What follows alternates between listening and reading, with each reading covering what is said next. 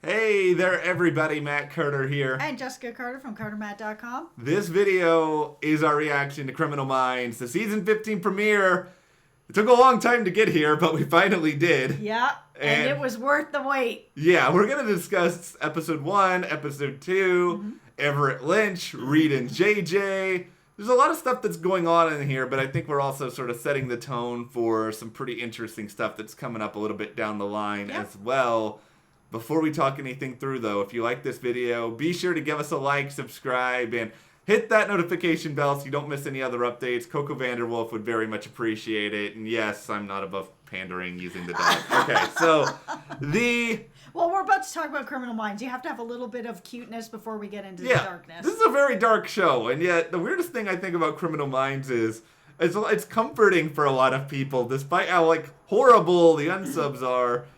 I kind of feel like it's just because of the idea of having comfort in knowing that there are people out there, even if they're fictional, who are out there trying to stop these really bad people. I absolutely agree. We've before called it TV comfort food, and it really is. And one of the reasons why is that you can get into an episode and get out of an episode, and if you miss the next episode, you're still okay to jump in anytime you want and get a little bit of that comfort. Know that these guys are out there taking care of horrible people that are out there, and feel good that your team is okay, your team is taking care of you. Get in, get out, feel good. It's so strange to say with such a dark show, but it really is. Yeah, it really does. I think it brings a lot of emotion out of you, especially because we know these characters so well.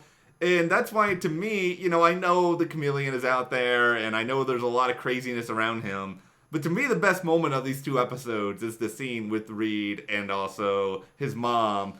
Jane Lynch is just so good, for starters. She's so amazing. And this whole journey for him has been so difficult, and to have just this moment with her where she's herself and they can, it was really touching. It was meaningful. I mean, and don't get me wrong, I think that Reid and JJ and their stuff together, I think Matthew and AJ played that really well. I really like in general how Criminal Minds handled the Reid and JJ issue, because I know there were so many divided opinions about, did JJ mean it when she said that she'd always loved him?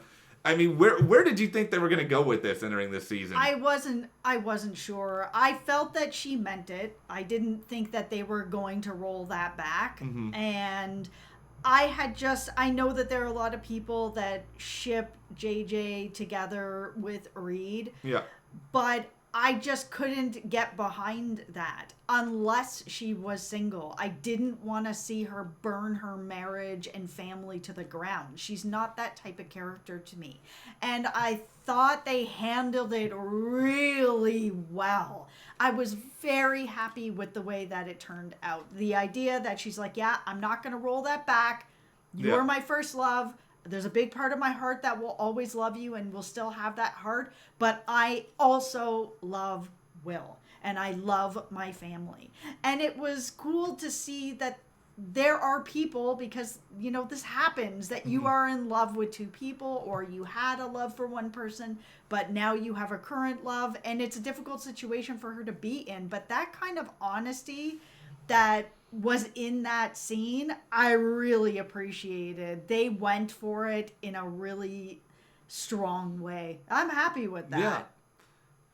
I mean, I remember we did an interview with Erica Messer, the showrunner, after the season 14 finale, and we have a new one. We'll put a link in the description if you want to check that out. But I remember after season 14, one of the things that she really emphasized is she didn't want to make Reid pine forever for JJ, because she didn't want the whole season to just be emotional and full of longing. Yeah. And then at the same time, she didn't want to make it so that, JJ, people didn't like JJ, that she was leading Reid on. And so I think they handled it in a mature way. These two characters can always love each other, but still move forward. And that brings us back to Diana Reid, I think, really giving Spencer the advice of, you're not a kid anymore. You're an adult, and you deserve happiness. And he does deserve happiness. And I say that as someone who,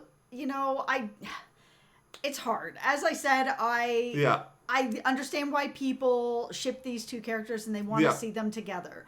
But I feel like there was a really good conclusion to it. There was, this admission of feelings that the love is there. It hasn't gone away, so it's not like, oh, I love you, but I'm going to suppress everything. No, it's there, it's admitted, it's out there.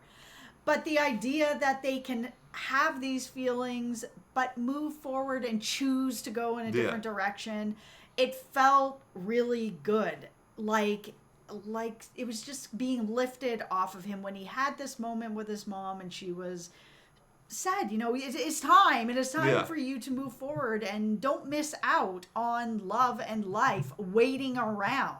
Yeah. JJ has made a decision. She's decided to stay with Will. Yeah. She's going to be with her family, and now it's time. It's time for Reid to go on and find love and find happiness. And I just want to see that for him. He's a character I've always loved and rooted for, and just it's time for him. Protect Spencer Reid at all costs. That is the thing. Don't Criminal Minds. You only have 8 episodes left. Don't destroy Reid. But we can't take it anymore. No, and I don't need to see him in 8 episodes meet the love of his life and go off and get married and have kids and all that. I just want to see some hope. Yeah. Just that it's, here's the beginning of a little spark, of a little something that just lets us know that the door's open for him now. And I like that idea. Episode 4, everyone. Watch the door. There might be a slight creaking of the door in episode 4. That's what I will say. But no, I think we have an opportunity for hope for Spencer Reid. And I think that's really good. That's comforting. And it's very comforting given that this was also an episode that had the most disgusting thing involving someone's face since Hannibal on television. Yeah, there was a lot of cutting people's skin off. Because the first episode we had this other doctor that was cutting off people's chests and pecs and stuff. That's why it's so weird to say that this show is TV comfort food. Because I love to dive in and get out. And, somebody just chopped off somebody's face. Yeah. Everett Lynch is bad. He is really, really bad. I know that Criminal Minds, they wanted to do more of a traditional big bad for the final season. And I'm glad that they did. He is great. Yeah, he's great. Michael Mosley, great actor. He was also a really crazy serial killer on Castle. He's just really good at playing these people you never want to see in your entire life. It's true. And he's very compelling, but he's also so dangerous, and I think he is causing Rossi to slowly just go off the deep end here. Yeah, and I like the way that is playing out for Rossi. It's a really good last sort of story arc for Rossi as well, because it's made him reflect back on who he is as an agent, where he's like, oh man, I'm not as young as I was, or as fast as I was, or maybe as strong as I was, but he's being reminded that by Crystal that he is still smarter than him, and that's what is the most important thing of how seasoned he is, that it doesn't matter if anyone's faster or stronger. He's still gonna get the bad guy in the end, because you can't outsmart Rossi.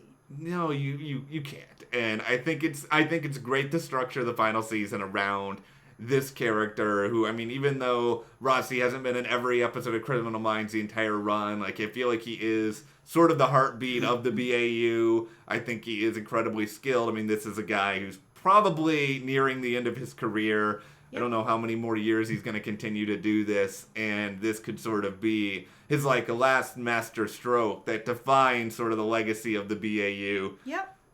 Do you just want I want everyone to celebrate Rossi in every episode. I think that's the thing after the wedding. I'm just can we toast Rossi more? But then it's that would be a retirement party, and I don't want him to retire yet. No, not yet. But I'm not saying that I think that's where they're going. Yeah. But at the very least, I do like that he's having this back and forth struggle in his mind of, I'm not as young as I was, but now I'm moving into this new type of agent, or at least embracing the agent he's become.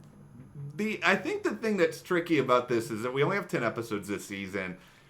Not a lot of time to work with characters, and I'm sitting here kind of looking at these 2 episodes, and don't get me wrong, very good. I mean, I loved episode 2. It's probably one of my favorite Criminal Minds episodes in a long time. Oh, it's great. But I'm also thinking, like, how many, like, Prentice moments did we have? Like, how many, like, Garcia moments did we have? It feels like, I'm still left wanting a lot more.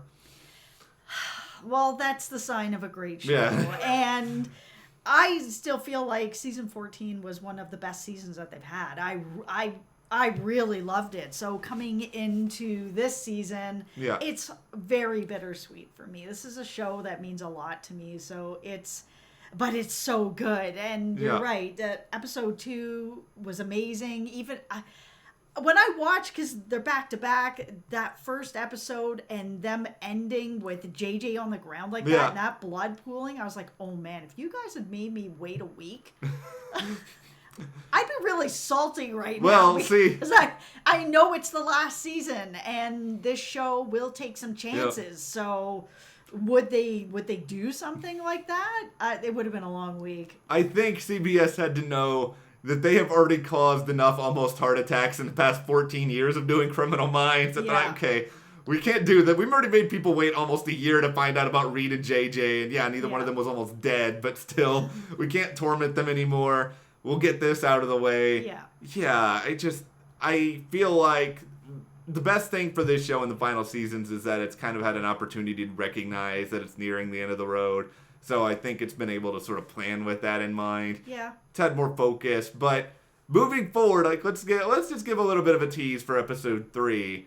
One of the things Erica Messer said to us was that it's not going to just be a situation where Everett Lynch is in every episode. Yeah. We are going to get some of that comfort food you mentioned. Yeah, and I'm happy with that.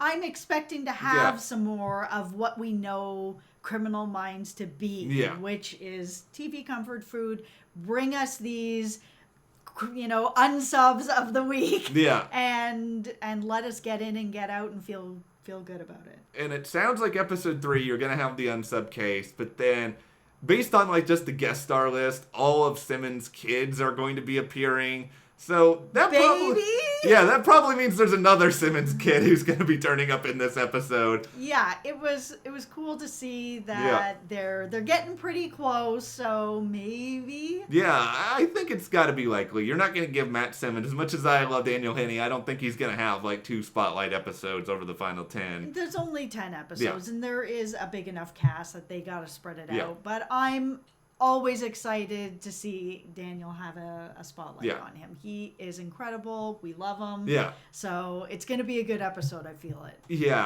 I'm excited for that. I'm excited for episode 4, which I mentioned earlier, which is entitled Saturday, where you're going to see some of these people when they're not at work, which that is like a crime TV fantasy of mine. Like, I want this episode for every show. Yeah, I think it's a really interesting, cool idea that they're going to give us this look, especially with something like Criminal Minds, because they don't always give a lot of personal time or what's going on outside of work or what's going on with people's families. It is really a tiny little snippet into people's lives. You got to embrace it every second you get it. Yeah, so now we're going to get a whole episode that's all like, what is everybody doing on their time off? I love it. Yeah, like if this is really good, I want like an episode of that's just Rossi cooking. Like, bring back the carbonara. I think that was his thing. But anyway, let us know what you guys thought about the Criminal Minds Season 15 premiere. Do you like how they handled Reid and JJ? Where do you think this story is going? Share in the comments. And if you like this video, just give us a like, subscribe, and you can support us further by checking the link in the description to the CARTERMATT store. And we'll see you here next time.